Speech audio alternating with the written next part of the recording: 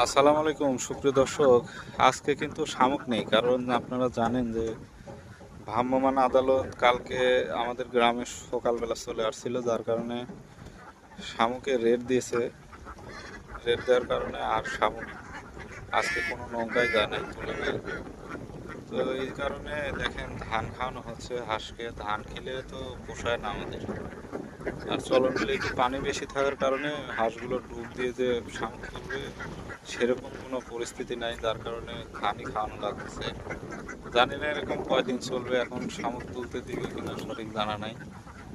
তবে মনে হচ্ছে শামুক মনে হয় আর বিলে তোলা যাবে না, কারণ এটা নিয়ে অনেক ঝামেলা হচ্ছে প্রশাসনিক দিক দিয়ে। মনে হয় শামুক আর তোলা যাবে না।